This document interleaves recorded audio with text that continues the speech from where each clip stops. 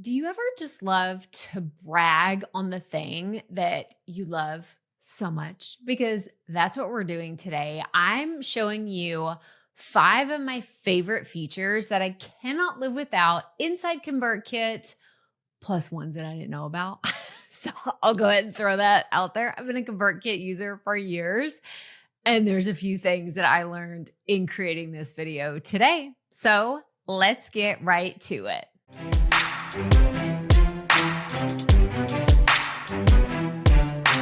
Welcome back to the channel, everyone. So happy to have you here today. I'm Krystal Proffitt, a content coach and content strategist, and we are here to talk about ConvertKit's features. So you're familiar with ConvertKit, soon to be Kit.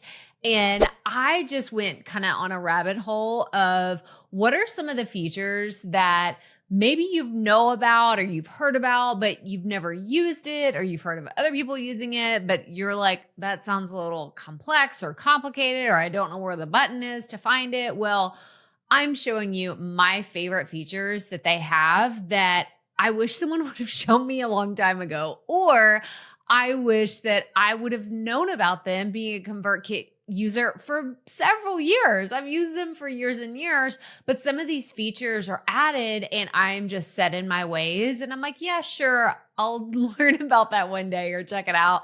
Well, today is the day for you. Okay. If you're a brand new ConvertKit user, or you have been using it for a while and you haven't really explored all the different features and options that they have, I encourage you to go check them out. They are sponsoring today's video. So we are supported by ConvertKit, soon to be Kit. And I want to say just a huge shout out to the team because they do incredible things. But let's go to the computer and I'm going to show you some of my favorite features and the back end of my own ConvertKit account and how I use a lot of these different things that we're going to talk about today. So the first thing we need to talk about are the apps that are available. So this is something new for me and one of the probably most underutilized features that I was like, oh, didn't know that was there. But to be fair to myself, some of these are brand new and that's why we're here talking about them today. But it was one of those, I was like, oh my gosh, some of my favorite things are here and some things that I really want to try out. So if you go to convertkit.com/apps, you will actually see some of the cool features that they have. So Kitboard is something that I got to use whenever we went to Craft and Commerce. If you haven't watched our videos on Craft and Commerce, make sure you go check those out. This is ConvertKit's annual creator event that they did. And they did a demo in one of the workshops that I was in. And I was like, oh my gosh, this is super cool. So it's a easily visualize your sales pipeline to efficiently follow up with prospects and track customer conversions. So it's a CRM platform that you can use. So very cool integration. Wordsmith. So I had to show you exactly what this was because this just blew my mind and it was so cool. So if you go over to Wordsmith, this is one I really wanted to highlight today. It's the first AI newsletter platform built exclusively for YouTubers. And what happened is I got to do a quick demo of Wordsmith before everything was like unleashed and unveiled. And what it does is you can upload a YouTube URL and it will spit out a draft broadcast that you can use and you can immediately add it into your ConvertKit account. And if you come on here, you can see some of the creator stories. Oh, wait, who's that? Who's that right there? That's me. And like, I meant this, like, it was so fast. So this app was super fast. It was very clear what it was trying to do. And I got results in less than 5 minutes. My newsletter was written. I think what's so different about this than other more generic AI tools was that one, it was spot on with my brand voice. But the other thing was it emphasized things like the bold and italics in places where I would actually put it, or putting all caps because that's my personality. So fantastic. I loved it. It was awesome. And it truly is. So I want you to go check out Wordsmith. If you're a current ConvertKit user, go check it out. I think that it's one that all of us should be using if you are using YouTube. You can actually go to krystalproffitt.com/ConvertKit to try out ConvertKit if you're not already a ConvertKit user. So that was one of the apps I really wanted to highlight and go down a rabbit hole on.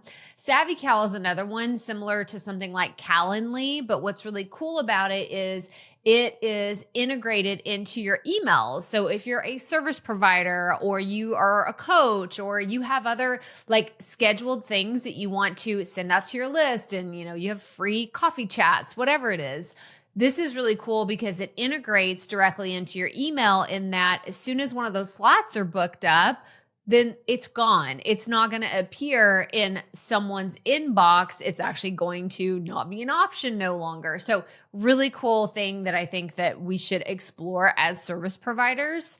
Mighty Networks, I actually saw how this integrated really well at the Craft and Commerce, their event. They use Mighty Networks, and it was really cool to see how it easily integrates, and you can use this for your community inside your newsletter, directly into your newsletter. Very, very cool. And then there's other apps and there's ones that they're adding all the time, but those are the ones I really wanted to highlight. So if you're already a ConvertKit user, you can come over to the Automate tab, and that's where you're going to find the apps. So that's what we're looking at here.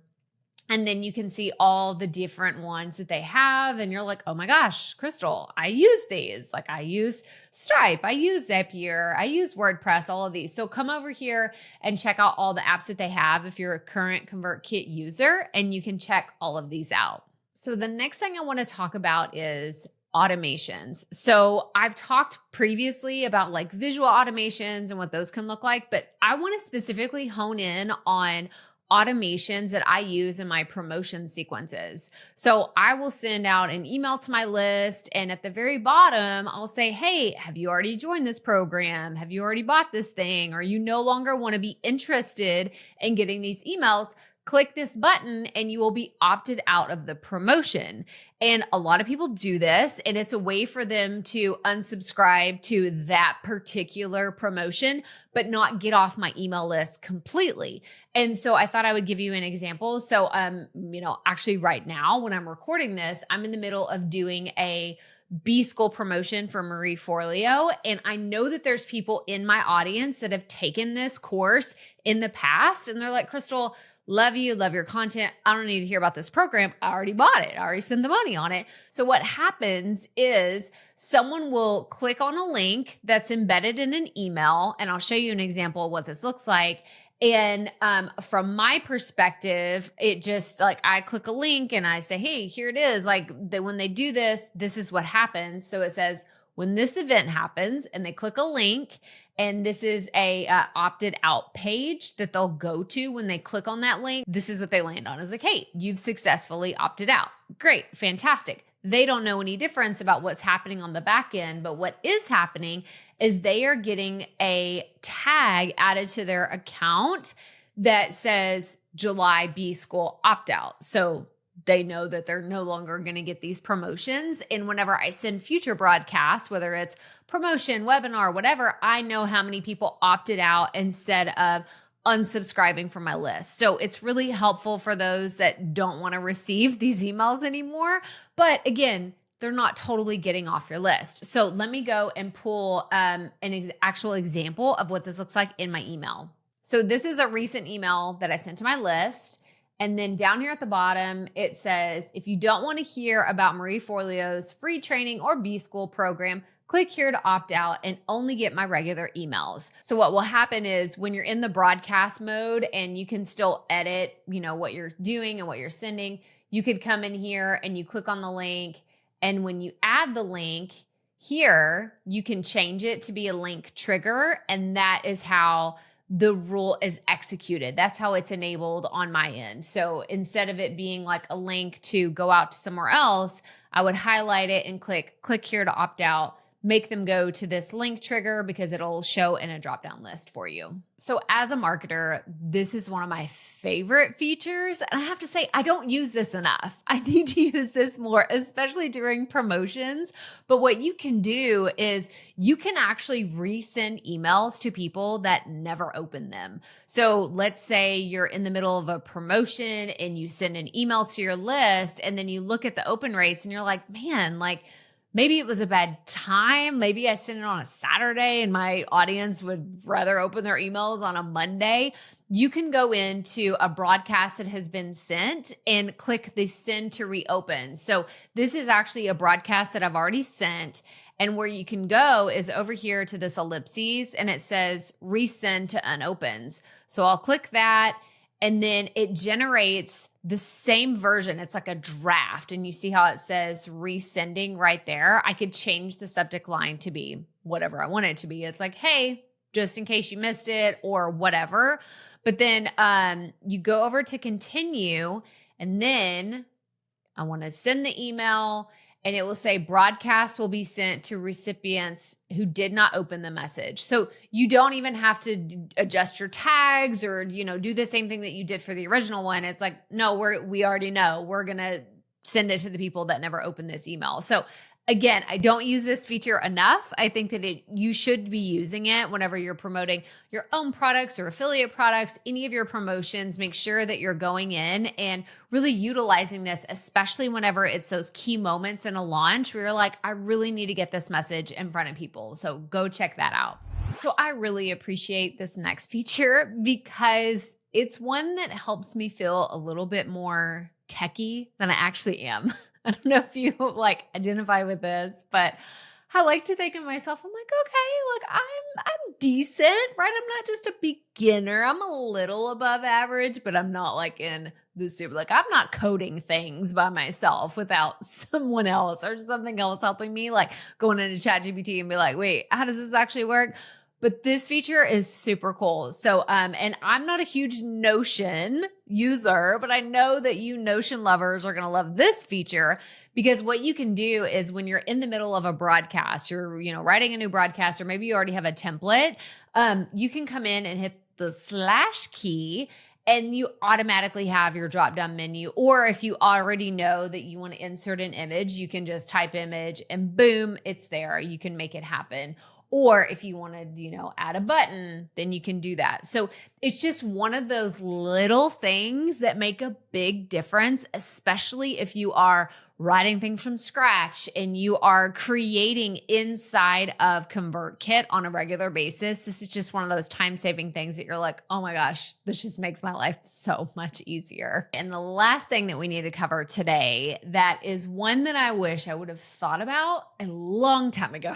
A long time ago, but here we are today. I'm here to share it with you. It's one of those features that I'm like, duh, we need to use this. So this is the RSS feature. So if you are in ConvertKit, you can go over to automate and you can see where it says, the rules, the apps.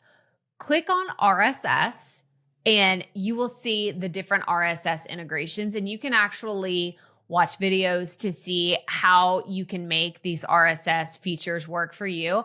I just today, before I started recording this video, added an RSS feature for my podcast. So I went out to Buzzsprout. So if you're a Buzzsprout user, if you have a podcast, go out to your RSS feed, copy the link and add it into ConvertKit.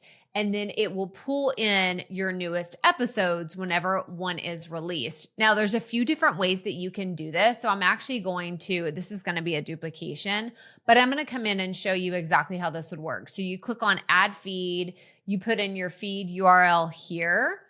And then from there, you can decide, well, when do you want these drafts to happen? And for me personally, I wouldn't want it to just create an email and send it to my whole list. No, we don't want that to happen. But you can have that option to send it automatically. So if you're a blogger, you're a podcaster, and you're like, gosh, I really want to send something to my list, but I don't, want to have to template it every time or design it or decide what's going to be in there, you can actually create a template for what you want it to be or how you want it to be sent out. And then it will automatically draft it and send it if you want that to happen. But I feel like I'm a little bit too much of a control freak to have it just automatically upload, send it, and just like, okay, it's gone. I can't look, I need to look at it. I need to look at my emails before they're sent. But it's cool to know that you can have this RSS feature automatically draft it for you. And you can go out to, if you're like, I don't really know how all this works. This is what I love about ConvertKit. They have so many cool articles and different pieces that you can read through and see, well, how does this actually work for a podcast? They give specific examples of what this looks like. And they just walk through some of the other pieces if you're really not sure how it's all going to work or if this is right for you and your show. You could absolutely do that. But I actually created one. So this is going to be my new one, my new RSS feed. But I have one for Buzzsprout for my podcast. But I also did the same thing for my WordPress blog. So I'm going to play around with this and see if this is a feature that I want to use on a regular basis to send more emails to my list. But that's it for all the hidden features of Buzzsprout that you may not have known about, or ones that you're like, oh yeah, I forgot that they had that. Maybe I should go check it out too. But I want to hear from you. So tell me in the comments which one you are most excited to see about, or one of the features that you want me to go deeper on. If you're like, Krystal, you just barely scratched the surface and started talking about this feature, I want to see more. Or can you give me a demo of that? Can we do a walkthrough of this? Like, let me know in the comments, because I would love to share more information about how I'm using ConvertKit in my creator business and how it can help you, whether you're a podcaster, YouTuber, creator, blogger, however you call yourself. I want to help you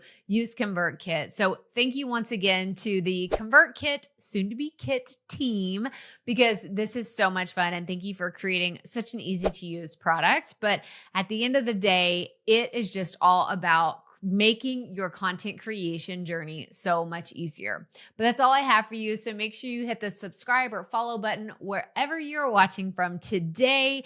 Tell us what you thought about today's video. And as always, remember, keep it up. We all have to start somewhere.